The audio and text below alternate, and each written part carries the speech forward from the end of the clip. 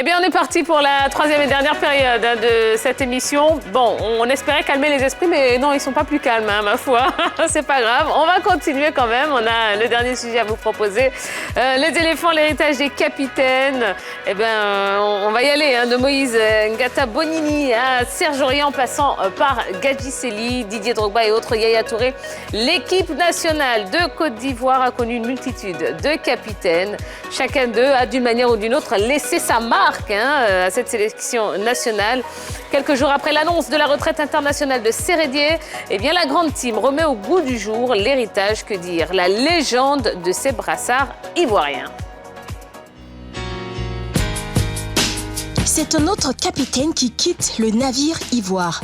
Une semaine après la CAN 2021, Geoffroy Sérédier a annoncé sa retraite internationale dans une vidéo publiée sur les réseaux sociaux. J'ai eu une carrière acceptable. Maintenant, le temps est venu pour moi de passer à autre chose, a précisé le champion d'Afrique, âgé aujourd'hui de 37 ans. Voilà, il y a quelques jours, donc, le capitaine Sérédier a définitivement passé la main à Serge Aurier. Qu'est-ce que vous pensez du timing, justement, de cette retraite, messieurs ? Les ballots. Oui, c'est le bon moment parce que je pense que cette CAN en 2023 doit être une nouvelle page qui s'ouvre dans l'ère des éléphants de Côte d'Ivoire. Je pense que Sérédier est à féliciter parce qu'il a tout donné. Il a apporté quelque chose en termes de détermination.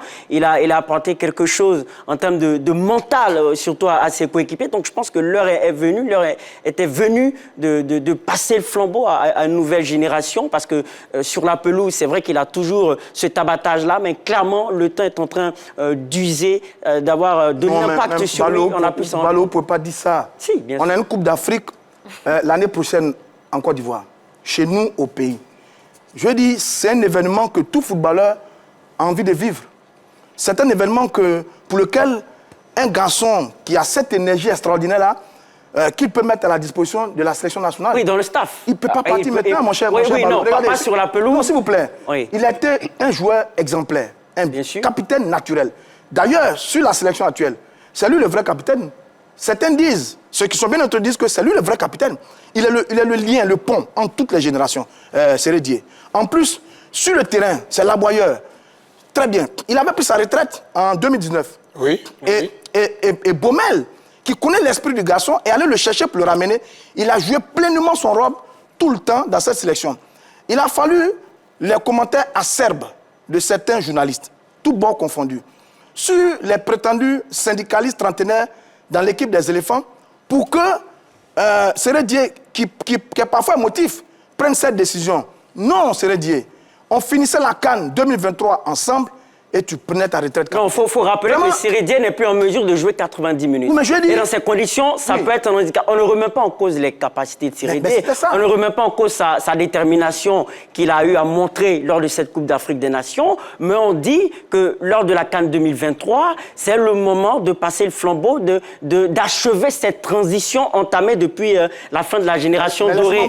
Et je pense qu'il peut l'apporter, ses qualités d'aboyeur et de déterministe, dans le staff. On a des anciens joueurs qui sont dans le staff. Laissez-moi vous dire, pour cette CAN 2023, on aura encore quelques trentenaires. Hein. Les Gradel et autres, là, seront à cette CAN. C'est encore trop tôt pour se prononcer.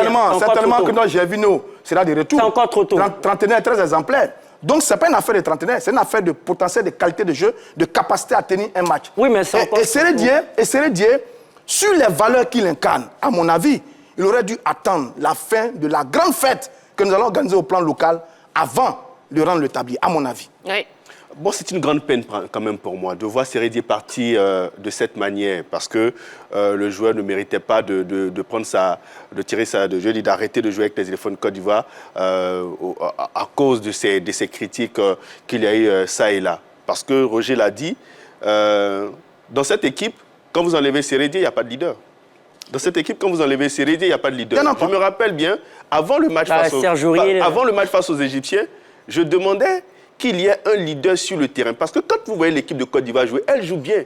Mais parfois, quand elle est dans le creux de la vague, il faut un joueur qui va les remobiliser, qui va haranguer, un joueur qui est capable d'haranguer ses partenaires pour susciter un peu l'esprit de conscience et qui se reconcentre dans le match.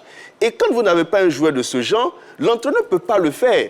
L'entraîneur, en même temps qu'il doit lire le jeu, de son équipe, il doit lire le jeu de l'adversaire, il doit chercher des solutions. Donc, il faut des relais sur le terrain. Et Seredi est un bon relais pour l'équipe nationale. Mais il peut le faire sur le banc. D'accord. Il n'est peut-être pas sur la pelouse, mais il peut le faire sur le banc. N'est pas le même lorsque vous êtes sur le terrain. Et lorsque vous dites qu'il n'y a pas de leader, je vous donne un exemple. Serge Aurier, pas dans le même profil. À cette compétition, il allait voir les éléphants, il leur a parlé, il était dans les vestiaires, mais il n'était pas sur le terrain. On a vu le match face à la Guinée équatoriale, on a souffert pour gagner ce match. Donc ça veut dire que vous pouvez donner de la voix quand vous êtes dans les vestiaires, mais quand vous êtes sur le terrain, c'est une autre dimension. D'accord. Parce que vous ne prenez pas au jeu.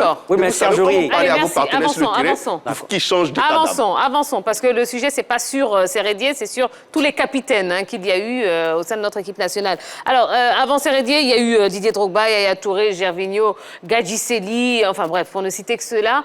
À votre avis, est-ce qu'ils ont véritablement marqué, est-ce qu'ils ont laissé une empreinte indélébile sur notre équipe nationale, tous ceux qu'on a cités Adoumel. Oui, c'est pour vous. Je n'étais pas encore dans la presse quand Gadji Sely était joueur. Mais je peux dire que de tous les témoignages que j'ai eus, et comparaison après, naturellement, tout ce que j'ai vu évoluer, je vais dire Didier Drogba, Yaya et autres, moi je pense que Gadji Sely, c'est quand même un capitaine exemplaire. Il a marqué le football. Il savait parler à ses coéquipiers. Il savait écouter le gardien des buts, Alain Guamene, il communiquait avec Alain Guamene, il savait parler à ses coéquipiers, il savait trouver les mots justes, les mots corrects pour galvaniser ses camarades. Je pense que c'est le prototype de capitaine qu'il faut à la sélection ivoirienne. Aujourd'hui, vous savez, le problème de nos capitaines de ces dernières années, avec les Seredier et autres, c'est que la situation peut-être financière des uns et des autres est telle que les uns n'écoutent pas véritablement leur capitaine. Vous savez, il y a des petites bagarres, des petites histoires avec les capitaines. Or, par le passé, quand le capitaine parlait, c'est comme, si vous voulez, le commandant de brigade, quand il parle, ces éléments c'est rangé automatiquement. Mais aujourd'hui, quand le capitaine parle, à peine on l'écoute, ou bien même quand on l'écoute, est-ce que, bon, ben écoute, celui-là, il dit quoi, il raconte quoi, etc., etc. C'est pas trop la poigne. Donc, Gadji Sely, pour moi, reste et restera toujours ce capitaine-là dont a besoin l'équipe nationale de Côte d'Ivoire. Alors, finalement, quel est le bon profil du capitaine d'une équipe comme celle de la Côte d'Ivoire? Bon, écoutez, sur les profils des capitaines, il y a un gros débat là-dessus. Tantôt, c'est le meilleur joueur de l'équipe, donc du type Zinedine Zidane ou Lionel Messi. Quand vous les avez comme ça dans une équipe, vous les prenez pour en faire un capitaine. Ou alors vous avez celui qui est naturellement un leader. Il parle de Gadji Sely. Gadji Sely était naturellement un leader dans la sélection des éléphants de Côte d'Ivoire. Ce n'était pas le plus doué. Parce qu'autour de lui, il y avait Magui Serge Alain, Aboulaye Traoré qui étaient des vrais génies. Mais c'est Gadji Sely, l'ouvrier, qui était le capitaine, comme Didier Deschamps. D'ailleurs, avec l'équipe de France à une certaine époque, devant les Djonkaeff et Zidane et autres, c'est lui qui était le capitaine. Donc vous avez un leader naturel qui est une sorte de relais entre l'entraîneur et les joueurs sur le terrain, ce que Boris Vert était en train de démontrer tout à l'heure. Et puis le troisième profil, c'est celui qui est rassembleur. Il n'est peut-être pas le meilleur joueur de l'équipe, il n'est peut-être pas un leader extraordinaire, mais il peut être un bon rassembleur. Celui qui fédère toutes les énergies autour de cette équipe, il peut être peut-être celui du capitaine. Donc le bon profil, on doit aller chercher dans tout ça, à la fois, pour être un bon capitaine. Autant voir la notoriété puissante d'un Didier Drogba, autant voir le génie d'un Aboulaye Traoré pour être le meilleur joueur de l'équipe, autant voir peut-être l'âme de Seredier, qui a les épaules sur lesquelles chaque éléphant va pleurer quand il est en difficulté. Donc le capitaine, c'est tout ce mélange-là, cet ensemble d'éléments pris ça et là, sur les exemples des capitaines dans nos sélections, pour en faire un vrai produit qui va être une sorte de numéro 2 de l'équipe, après l'entraîneur, un capitaine, c'est un peu tout ça, ma chère Tia. Oui, par rapport aux défauts de la Côte d'Ivoire, c'est-à-dire des défauts au niveau du mental, je pense que c'est un capitaine à la Rigobertson qu'il faut aux éléphants de Côte d'Ivoire. Parce que c'est une équipe, très souvent, lorsqu'elle est menée, qui a du mal à réagir. Donc, de ce fait-là, il faut un capitaine capable de remobiliser les troupes au maximum, comme le faisait Rigobertson avec les Lions indomptables du Cameroun, qui a eu un impact, je pense, incroyable en termes de rassemblement, en termes d'impact mental sur ses coéquipiers. Donc, je pense que c'est ce profil-là qu'il nous faut. Alors, ces dernières années, les capitaines ivoiriens ont quitté le navire je n'ai pas envie de dire dans l'indifférence totale de la part des dirigeants fédéraux, mais presque.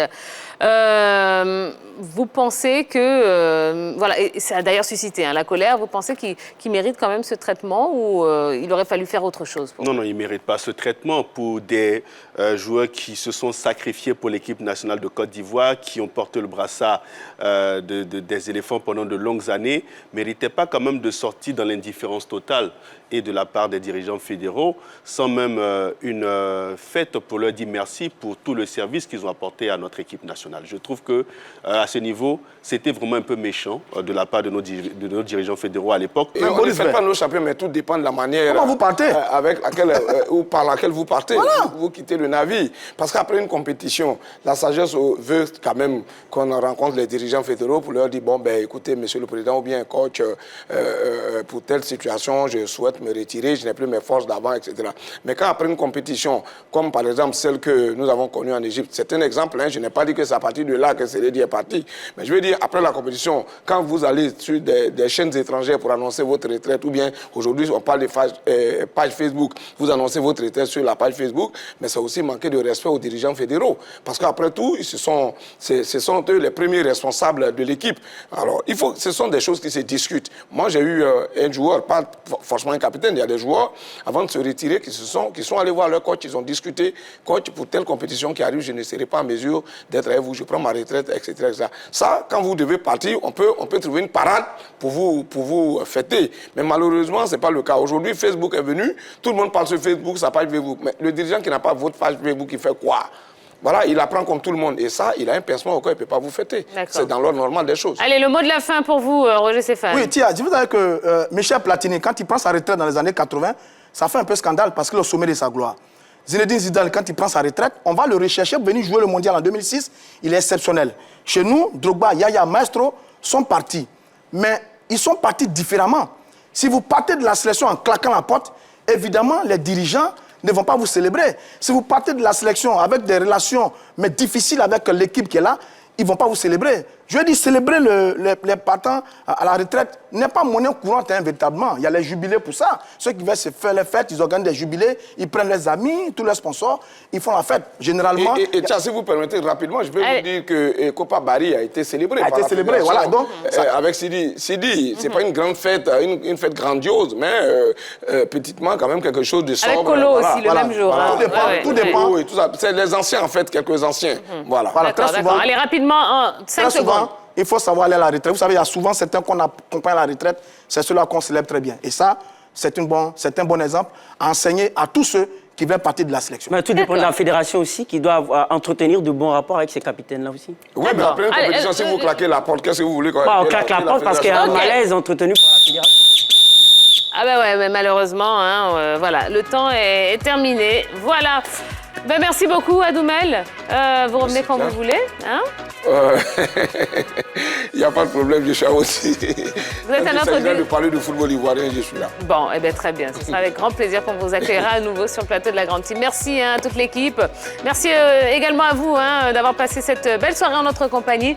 Le dernier numéro de la semaine, c'est pour demain. Donc, on vous donne rendez-vous demain soir, toujours à 20h30. Ah non, pardon. Ce sera à 18h30 demain, oui, parce qu'on aura un match de la Coupe de la Confédération. Ouais. Donc, demain à 18h30. Et puis, il y aura LGT Le Mag juste après pour clôturer cette belle semaine. Voilà, excellente soirée à tous. Et puis, à demain. Bye bye.